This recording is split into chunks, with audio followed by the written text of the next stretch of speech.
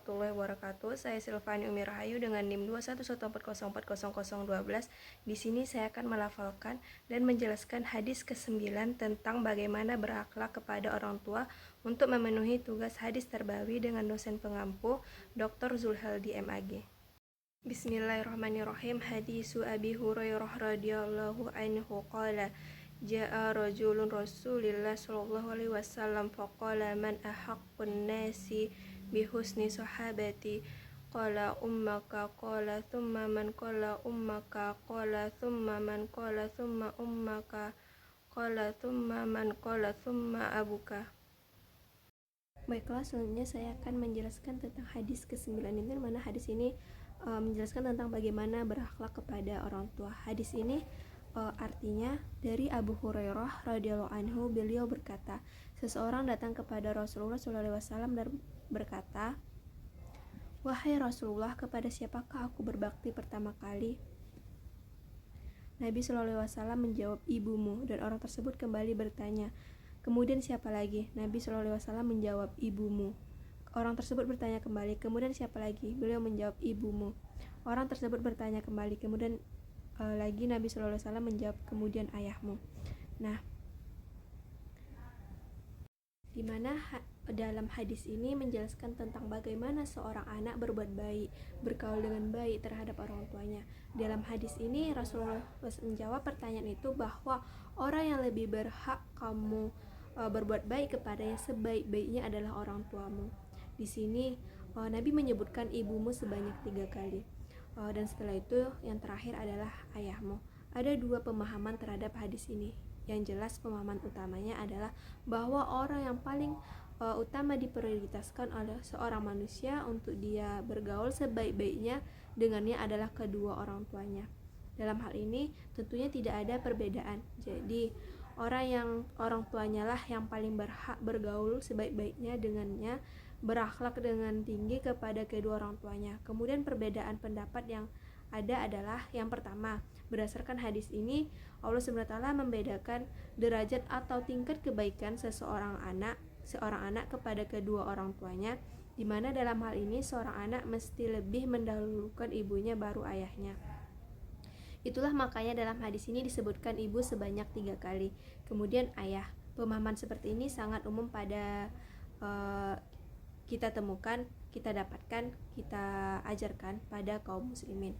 Yang kedua itu hadis ini tidaklah sebenarnya menyebutkan bahwa seorang anak mesti memprioritaskan, mendahulukan orang tuanya, yaitu ibunya dibanding ayah, karena keduanya adalah sama-sama berjasa kepadanya. Hanya saja jasa itu berbeda satu sama lain, yang tidak bisa dibandingkan, yang tidak bisa dikatakan.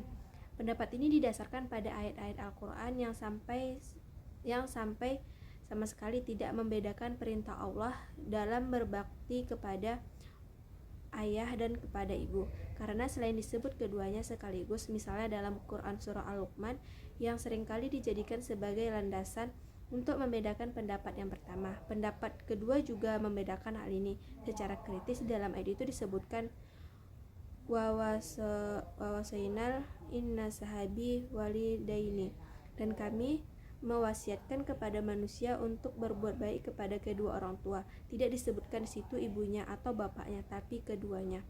Kemudian setelah ayat itu disebutkan hamalathu ummuhu wa hamalat ala wali wahnin wa fishaluhu.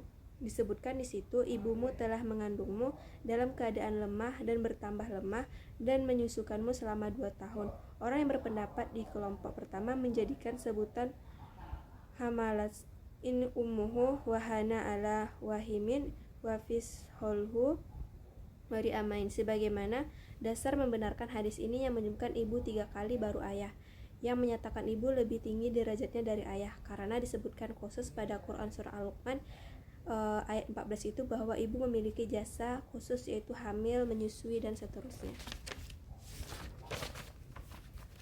Sementara pendapat kedua yang menyebutkan bahwa orang tua itu sederajat adalah sesudah ayat ini menyebutkan tentang ibu, ia langsung memerintahkan aniskuli wali-walidaya warhamhuma, aniskuli wali-walidaya warhamhuma wayar ilayas masir, Karena itu bersyukurlah kamu kepadaku, kemudian kepada kedua orang tuamu. Terus apa fungsi disebutkan ibu di sana? Ibu sebagai contoh tentang betapa besarnya jasa orang tua. Kenapa ibu yang dicontohkan? Karena jasa ibu itu memang khusus sehingga mudah memahaminya. Kalau disebutkan jasa bapak, karena anak itu lebih dekat kepada ibunya, lebih memahami pekerjaan ibunya karena berada di rumah. Kemudian Imam Al-Qurtubi menjelaskan hadis tersebut menunjukkan bahwa kecintaan dan kasih sayang terhadap seorang ibu harus tiga kali lipat besarnya dibandingkan terhadap seorang ayah. Nabi SAW menyebutkan kata ibu sebanyak 3 kali, sementara ayah hanya 1 kali. Bila hal itu sudah kita mengerti, realitas lain bisa menguatkan pengertian tersebut. Karena kesulitan dalam menghadapi masa hamil, kesulitan mengalami kesulitan ketika melahirkan, dan kesulitan pada saat menyusui dan merawat anak hanya dialami oleh seorang ibu. Ketiga bentuk kehormatan itu hanya dimiliki seorang ibu, seorang ayah tidak memilikinya. Kemudian begitu pula dengan Imam Adz-Dzahabi rahimahullah, beliau berkata dalam kitab Al-Kabair, ibumu telah mengandungmu di dalam perutnya selama 9 bulan seolah-olah 9 tahun. Dia bersusah payah ketika melahirkanmu yang hampir saja menghilangkan nyawanya. Dia telah menyusuimu dari putingnya dan ia hilang rasa kantuknya karena menjagamu. Dia cuci kotoranmu dengan tangan kirinya. Dia lebih utamakan dirimu daripada dirinya serta makanannya. Dia jadikan pangkuannya sebagai ayunan bagimu. Dia telah memberikanmu semua kebaikan, dan apabila kamu sakit atau mengeluh, tampak dirinya kesusahan yang luar biasa dan panjang sekali kesedihannya, dan dia keluarkan harta untuk membayar dokter yang mengobatimu. Seandainya dipilih antara hidupmu dan kematiannya, maka dia akan meminta supaya kamu hidup dengan suara yang paling keras. Suaranya yang paling keras. Betapa banyak kebaikan ibu, sedangkan engkau balas dengan akhlak yang tidak baik. Dia selalu mendoakanmu dengan taufik, baik secara sembunyi maupun terang-terangan. Tatkala ibumu membutuhkanmu di saat dia sudah tua renta, engkau jadikan dia sebagai barang yang tidak berharga di sisimu. Engkau kenyang dalam keadaan dia lapar. Engkau puas minum dalam keadaan dia haus. Engkau mendahulukan berbuat baik kepada istri dan anakmu daripada ibumu. Engkau lupakan semua kebaikan yang pernah dia perbuat. Berat rasa atasmu memelihara, padahal itu adalah urusan yang mudah. Engkau kira ibumu ada di sisimu, umurnya panjang padahal umurnya pendek. Engkau tinggalkan padahal dia tidak punya penolong selainmu. Padahal Allah telah melarangmu berkata dan Allah telah mencelamu dengan celaan yang lembut. Engkau akan disiksa di dunia dengan durhakanya anak-anakmu kepadamu. Allah akan membalas di akhirat dengan dijauhkan dari Allah Subhanahu wa taala. Akan dikatakan kepadanya dalam Quran surah Al-Hajj ayat 10 yang artinya yang demikian itu adalah disebabkan perbuatan dikerjakan oleh kedua tangan kamu dahulu, dan sesungguhnya Allah sekali-kali bukanlah penganiaya hamba-hambanya. Demikian dijelaskan oleh Imam Adz-Dzahabi tentang besarnya jasa seorang ibu terhadap anak, dan menjelaskan bahwa jasa orang tua kepada anak itu tidak bisa dihitung. Kita mungkin tidak punya kapasitas untuk menghitung satu demi satu hak-hak yang dimiliki seorang ibu. Islam hanya menekankan kepada kita untuk sedapat mungkin menghormati, memuliakan, dan menyucikan kedudukan sang ibu dengan melakukan hal-hal yang terbaik yang dapat kita lakukan demi kebahagiaannya. Kemudian ada contoh manusia terbaik yang berbakti kepada orang tua, kepada ibunya. Dari Abu Burda, ia melihat Ibnu Umar dan seorang penduduk Yaman yang sedang tawaf di sekitar Ka'bah sambil menggendong ibunya di punggungnya. Orang Yaman itu bersenandung, sesungguhnya diriku adalah tunggangan ibu yang sangat patuh. Apabila tunggangan yang lain lari, maka aku tidak akan lari. Orang itu lalu bertanya kepada Ibnu Umar, wahai Ibnu Umar, apakah aku telah membalas budi kepadanya? Ibnu Umar menjawab, engkau belum membalas budinya, walaupun setarik napas yang ia keluarkan ketika melahirkan. Dalam sebuah riwayat diterangkan dari Ibnu Abbas radhiyallahu anhuma bahwasanya seseorang mendatangi lalu berkata, bahwasanya aku meminang wanita tapi ia enggan menikah denganku, dan ia dipinang oleh orang lain lalu ia menerimanya. Maka aku cemburu kepadanya, lantas aku membunuhnya. Apakah aku masih bisa bertaubat? Ibnu Abbas berkata, apakah ibumu masih hidup? Ia menjawab, tidak. Ibnu Abbas berkata, bertaubatlah kepada Allah Azza wa Jalla dan dekatkanlah dirimu kepadanya sebisamu. Atau bin Yasar berkata, maka aku pergi menanyakan kepada Ibnu Abbas, kenapa engkau tanyakan tentang kehidupan ibunya? Maka beliau berkata, aku tidak mengetahui amalan yang paling mendekatkan diri kepada Allah Subhanahu wa taala selain berbakti kepada orang tua, berbakti kepada ibu. Kemudian pada hadis di atas dijelaskan bahwasanya berbuat baik kepada ibu adalah ibadah yang sangat agung, bahwa dengan berbakti kepada ibu diharapkan ibu berharapkan bisa membantu taubatnya seseorang diterima oleh Allah Subhanahu wa taala. Seperti dalam riwayat di atas, seseorang yang melakukan dosa sangat besar yaitu membunuh. Ketika ia bertanya kepada Ibnu Abbas, maka ia masih bisa bertaubat. Ibnu Abbas malah balik bertanya, apakah ia mempunyai seorang ibu? Karena menurut beliau berbakti atau berbuat baik kepada ibu adalah amalan yang paling dicintai oleh Allah, sebagaimana membunuh adalah termasuk dosa yang dibenci oleh Allah. Berbaik kepada ibu adalah amal soleh yang sangat bermanfaat untuk menghapus dosa-dosa. Ini artinya berbakti kepada ibu merupakan jalan untuk masuk surga. Jangan mendurhakai ibumu. Dalam sebuah hadis Rasulullah SAW bersabda, sesungguhnya Allah Subhanahu wa taala mengharamkan kalian berbuat durhaka kepada ibu-ibu kalian, mengubur anak perempuan hidup-hidup, menolak kewajiban dan menuntut sesuatu yang bukan menjadi haknya. Allah juga membenci jika kalian menyebarkan kabar burung atau desas-desus, banyak bertanya dan menyanyiakan harta. Hadis sahih riwayat Bukhari.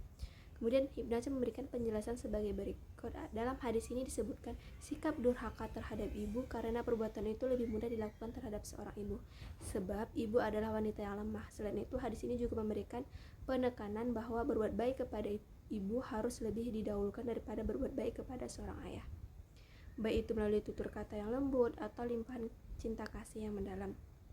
Kemudian buatlah ibu tertawa. Seseorang datang kepada Rasulullah SAW dan berkata, aku akan berbaiat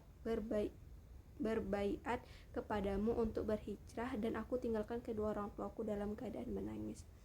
Rasulullah SAW bersabda, kembalilah kepada kedua orang tuamu dan buatlah keduanya tertawa sebagaimana engkau telah membuat keduanya menangis. Hadis riwayat Abu Daud. Jangan membuat ibu marah. Dari Abdullah bin Umar, ia berkata, ridho Allah tergantung ridho orang tua dan murka Allah tergantung murka orang tua. Kandungan hadis di atas ialah kewajiban mencari keridhaan kedua orang tua, sekaligus terkandung larangan melakukan segala sesuatu yang dapat memancing kemurkaan mereka.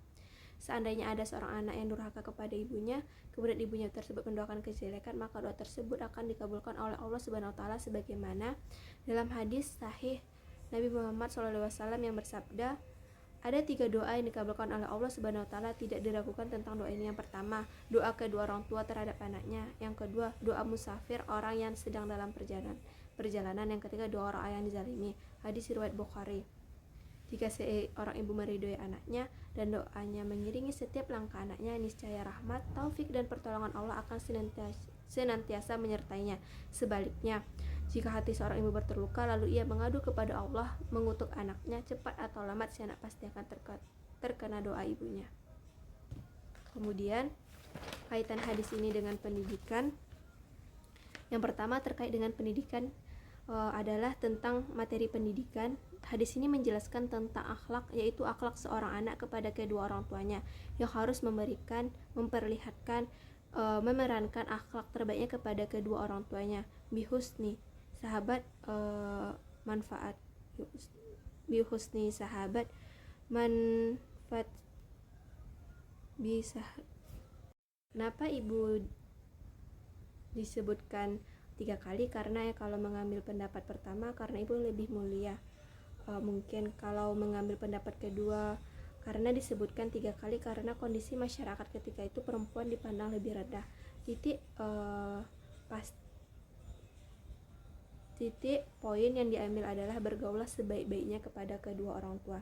Yang kedua itu terkait dengan metode pengajaran, di mana dalam hadis ini dicontohkan tentang metode tanya jawab, di mana di sini itu jawab judul. Mungkin sekian yang bisa saya sampaikan. Assalamualaikum warahmatullahi wabarakatuh.